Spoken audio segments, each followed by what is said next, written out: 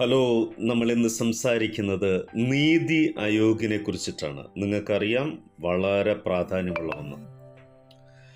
ഭാരത സർക്കാരിൻ്റെ വിദഗ്ധോപദേശക സമിതിയാണ് നീതി ആയോഗ്. നീതി ആയോഗ് എന്നാൽ national institution for transforming India. ഇതിനു മുമ്പുണ്ടായിരുന്ന പ്ലാനിംഗ് കമ്മീഷനെ മാറ്റിക്കൊണ്ട് നിലവിൽ വന്ന ബോഡിയാണ് national advisory council of India. ഇതാണ് നീതി ആയോഗിൻ്റെ നയങ്ങളും ആസൂത്രണങ്ങളും നടപ്പിലാക്കുന്നത്. National advisory council of India. അടുത്തത് 2015 ജനുവരി 1 നീതി ആയോഗ് നിലവിൽ വരുന്നത്. നമുക്കറിയാം, പ്ലാനിംഗ് കമ്മീഷനെ മാറ്റി, അതായത് മുമ്പ് പഞ്ചവത്സര പദ്ധതികൾ ആസൂത്രണം ചെയ്തുകൊണ്ടിരുന്ന പ്ലാനിംഗ് കമ്മീഷനെ മാറ്റി നീതി ആയോഗ് നിലവിൽ വരുന്നത് 2015 ജനുവരി 1 ദേശീയ അന്തർദേശീയ പ്രാധാന്യം ഉള്ള വിഷയങ്ങളിൽ വേണ്ട നിർദ്ദേശം നൽകുകയാണ് ഇവരുടെ കടമ. ഇതിൻ്റെ ചെയർപേഴ്സൺ പ്രധാനമന്ത്രിയാണ്. വൈസ് ചെയർമാൻ മാറിക്കൊണ്ടിരിക്കും. നമുക്കറിയാം, സുമൻ ബെറിയാണ് ഇപ്പോൾ. ഇതിൻ്റെ CEO EVR സുബ്രഹ്മണ്യനാണ് ഇപ്പോൾ. ആദ്യത്തെ വൈസ് ചെയർമാനായിരുന്നു അരവിന്ദ് പനഗറിയ. ഇപ്പോഴത്തെ വൈസ് ചെയർമാൻ സുമൻ ബെറിയാണ്. ഓർത്തിരിക്കുക. പ്രധാനമന്ത്രി അധ്യക്ഷനായ നീതി ആയോഗിൻ്റെ ഭരണസമിതിയിൽ എല്ലാ സംസ്ഥാനങ്ങളിലെ മുഖ്യമന്ത്രിമാരും കേന്ദ്രഭരണ പ്രദേശങ്ങളിലെ ലഫ്റ്റനന്റ് ഗവർണർമാരും അംഗങ്ങളായിരിക്കും. പ്രധാനമന്ത്രി നിയോഗിക്കുന്ന ഉപാധ്യക്ഷനും സ്ഥിരം അംഗങ്ങളും പരമാവധി 2 താൽക്കാലിക അംഗങ്ങളും 2 അനൗദ്യോഗിക അംഗങ്ങളും ചീഫ് എക്സിക്യൂട്ടീവ് ഓഫീസറും ഉൾപ്പെടുന്നതാണ് NITI Aayog.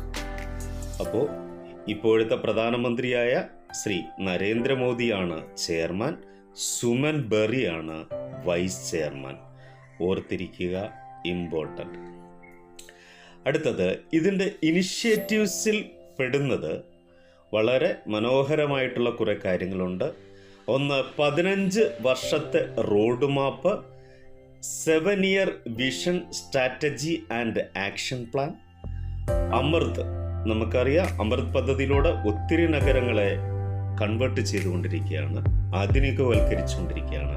Digital India programme, Atal innovation mission, medical education reform, agriculture reforms തുടങ്ങിയവയെല്ലാം നീതി ആയോഗ് നടപ്പിലാക്കിക്കൊണ്ടിരിക്കുകയാണ്. പിന്നെ എടുത്തു പറയേണ്ട മറ്റൊന്നാണ് ജലജീവൻ മിഷൻ. ഈ അടുത്തിടയ്ക്ക് പരീക്ഷയ്ക്ക് ചോദിച്ചു.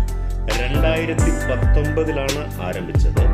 2024 എല്ലാ വീട്ടിലും ഒരു കുടിവെള്ള ടാപ്പ് എത്തിക്കുന്നതിന് വേണ്ടിയിട്ടുള്ള നടപടിയാണ്. അതായത് റൂറൽ ഹൗസ് ഹോൾഡിൽ 2024 എല്ലാ വീടുകളിലും ഒരു വാട്ടർ കണക്ഷൻ എത്തിക്കുക. പിന്നെ ഓഷൻ ഗ്യാൻ എന്ന് പറയുന്ന പദ്ധതി ആരംഭിച്ചിരിക്കുന്നത് ബിൽ ഗേറ്റ്സിൻ്റെ ബിൽ ആൻഡ് മെലിൻഡ ഗേറ്റ്സ് ഫൗണ്ടേഷനുമായിട്ട് ചേർന്ന്. ഇനി ഇവരുടെ ഇൻഡിസസിനെ കുറിച്ചിട്ടാണ്. അതായത് സ്റ്റേറ്റുകളുടെ ഹെൽത്ത്, എഡ്യൂക്കേഷൻ, വാട്ടർ മാനേജ്മെൻറ്റ് തുടങ്ങിയവയിലുള്ള ഇൻഡിസസ് എല്ലാ വർഷവും ഇവർ പ്രസിദ്ധീകരിക്കാറുണ്ട്. അപ്പോൾ അത് ഇൻഡിസസിനനുസരിച്ചാണ് പലപ്പോഴും സ്റ്റേറ്റുകളെ റാങ്കിങ് ചെയ്യുന്നത്.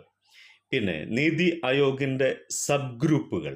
നീതി ആയോഗിന് 3 സബ് ഗ്രൂപ്പുകളുണ്ട്. അതിൽ മുഖ്യമന്ത്രിമാർ ഉൾപ്പെടുന്നതാണ്. ഒന്ന്, സ്പോൺസേഡ് സ്കീം നടപ്പിലാക്കുന്നതിനെ സംബന്ധിച്ച് മുഖ്യമന്ത്രിമാരുടെ ഒരു സബ് ഗ്രൂപ്പ്. 2, സ്വച്ഛ് ഭാരത് അഭിയാനെ സംബന്ധിച്ച് മുഖ്യമന്ത്രിമാരുടെ ഒരു സബ് ഗ്രൂപ്പ്. പിന്നെ നമ്മുടെ രാജ്യത്തെ സ്കിൽ ഡെവലപ്മെൻറ്റിന് വേണ്ടിയിട്ട് മുഖ്യമന്ത്രിമാരുടെ ഒരു സബ് ഗ്രൂപ്പ്. അതേപോലെ കൃഷി, ദാരിദ്ര്യം, അതേപോലെ ട്രാൻസ്ഫോമിംഗ് ഇന്ത്യ ലെക്ചർ സീരീസ്, ഇതെല്ലാം നടപ്പിലാക്കുന്നത് ഈ സബ് ഗ്രൂപ്പുകളുമായിട്ട് ചേർന്നുകൊള്ളുന്ന ഡിസ്കഷനെ തുടർന്നാണ് ഈ സബ് ഗ്രൂപ്പുകളെക്കുറിച്ച് 3 സബ് ഗ്രൂപ്പുകളെക്കുറിച്ച് ഓർത്തിരിക്കുക. പിന്നെ ഇവരുടെ മറ്റൊരു ഇനിഷ്യേറ്റീവാണ് ഇപ്പോൾ ഇന്ത്യ മുഴുവൻ അതിനു വേണ്ടിയിട്ടുള്ള നടപടിക്രമങ്ങൾ നടന്നുകൊണ്ടിരിക്കുകയാണ്. അതായത് സ്റ്റുഡൻസ് എൻ്റർപ്രണർഷിപ്പ് പ്രോഗ്രാം. അത് സ്റ്റുഡൻസ് എൻ്റർപ്രണർഷിപ്പ് പ്രോഗ്രാം ആദ്യം സ്റ്റാർട്ട് ചെയ്തത് SCP-1 2019 SCP-2 2020.